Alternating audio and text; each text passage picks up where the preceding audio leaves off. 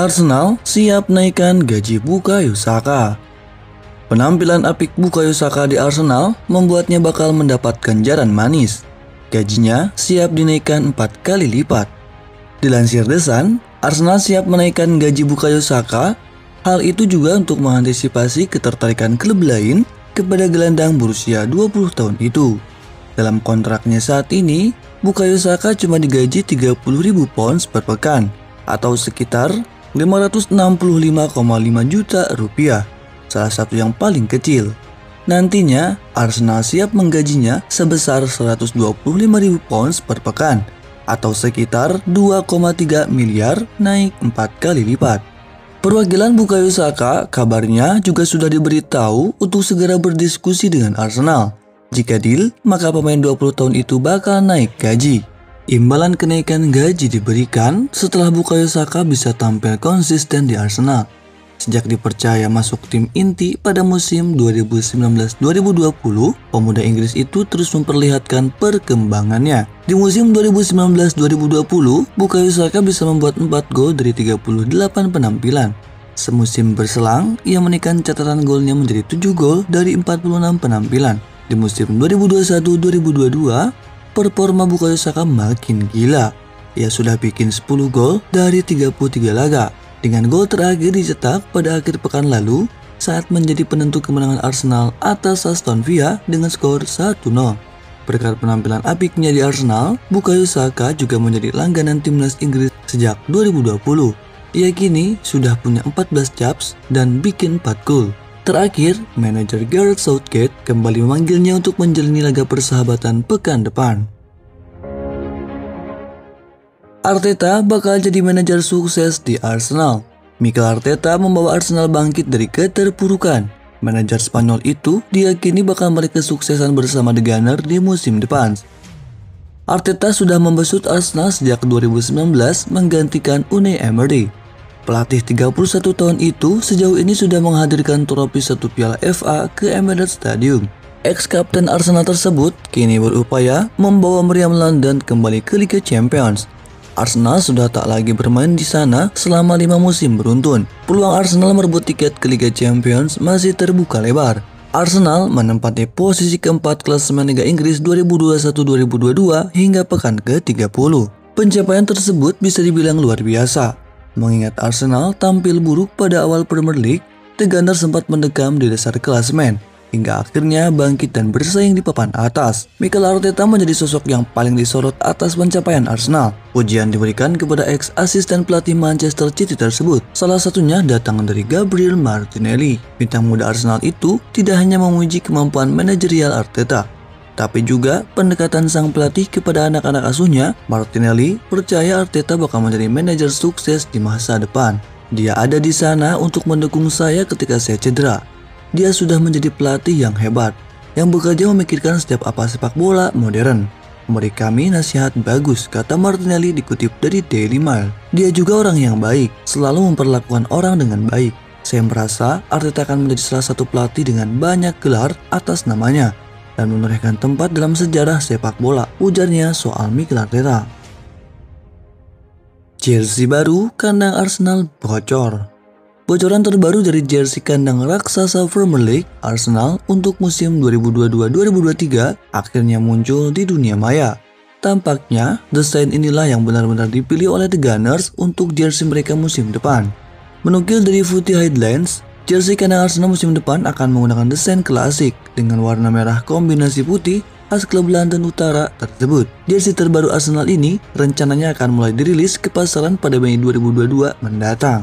Seperti apa penampakan dari jersey Arsenal untuk musim 2022-2023 mendatang? Berikut galeri selengkapnya.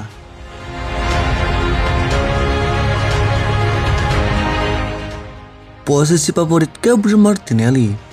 Sebagai starter reguler di tim, dia unggul di sisi kiri.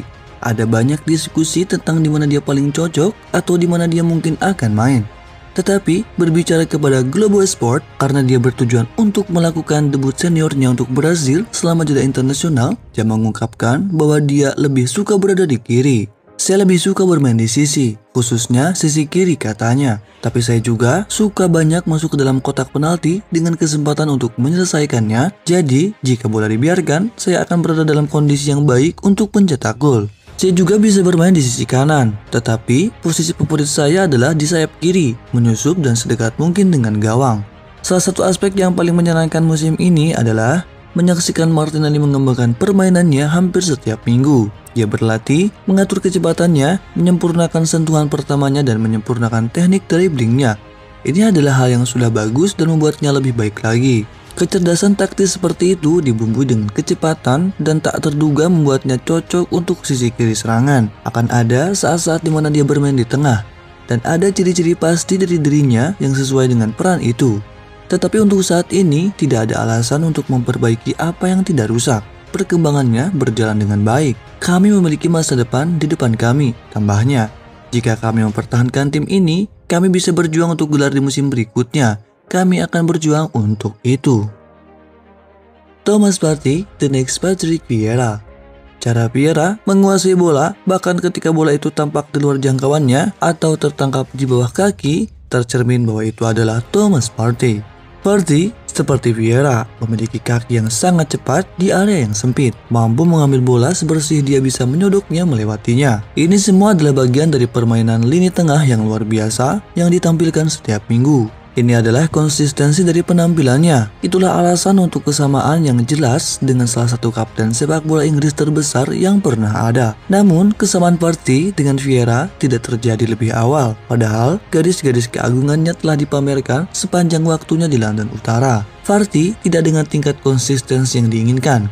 Itu dikarenakan Thomas Partey mengalami kemunduran akibat cedera. Pada saat Partey akan berjuang untuk kembali ke kebugarannya, dia diguncang oleh cedera lain dan proses pembangunan kembali dari awal. Sejak Vieira meninggalkan Arsenal, klub telah mencari Vieira baru. Sementara label itu tidak pernah terlihat sejak awal karena pemain seperti itu tidak ada. Namun sekarang, the next Vieira terlihat nyata di dalam diri Thomas Partey. 3 target utama Arsenal saat jeda internasional. Gabriel, Takeru Tomiyasu, dan Aaron Ramsdale akan bergabung dengan negara mereka, dan dari trio Inggris yang akan pergi adalah Benjamin White, Emil Smith Rowe, dan Bukayo Saka.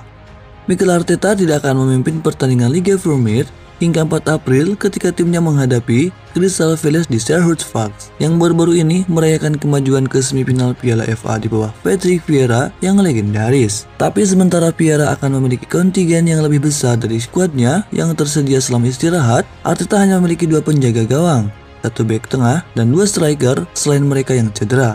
Ini akan menjadi kombinasi yang menarik dalam pelatihan. Selama periode ini, manajer akan dibatasi tentang apa yang bisa dia lakukan, tetapi masih ada 3 target yang harus dicapai selama periode ini.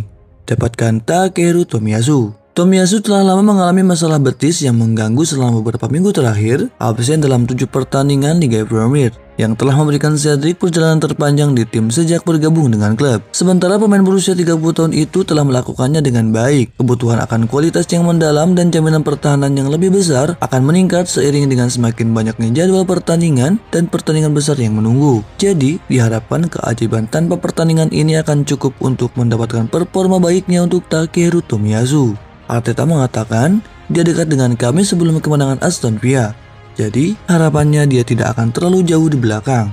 Dapatkan skor kembali Alexander Lacazette. Lacazette setiap kali ada jeda internasional, itu adalah eksodus besar-besaran para pemain yang terbang ke seluruh dunia untuk mewakili negara mereka sementara dia tertinggal. Di Didier Deschamps belum memilihnya untuk skuad internasional sejak 2017 dan peluangnya untuk mematahkan itu semakin tipis. Jika dia mencetak beberapa gol, itu mungkin membantu, yang merupakan sesuatu yang paling disukai oleh semua pihak yang terlibat. Dalam beberapa pertandingan terakhir, keluhan utama Lacazette adalah posisinya di dalam dan sekitar kotak penalti. Ini bukan keluhan baru, tapi sudah sangat terlihat dalam pertandingan melawan Wolves, Watford, Liverpool, dan Villa, di mana dia secara efektif berdiri di area yang paling tidak mengancam lawan. Dia harus menggali sedikit insting mencetak gol dalam beberapa pertandingan terakhir dalam karirnya di Arsenal untuk mendorong tim menuju tujuan mereka. Dia sangat menginginkan gol permainan terbuka itu, seperti yang disaksikan ketika dia menembak alih-alih memberikan bola ke Martin Odegaard saat melawan Pia, dan itu adalah sesuatu yang dapat membantu dirinya dengan menyerang area yang tepat dari kotak penalti.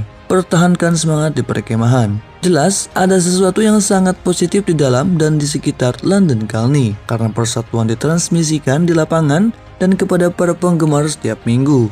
Ketika Anda melihat tim lain yang mengejar 4 besar, Anda memiliki Spurs dan 2 penyerang kelas dunia mereka, serta Manchester United dan talenta mereka yang bernilai ratusan juta pounds. Adapun Arsenal, mereka bisa dibilang memiliki para penggemar dan pendukung di tribun yang luar biasa. Memang, sebagian besar kelompok senior tidak ada di sana untuk terlibat. Jadi, tugas yang ada adalah mempertahankan semangat gembira itu selama beberapa minggu mendatang.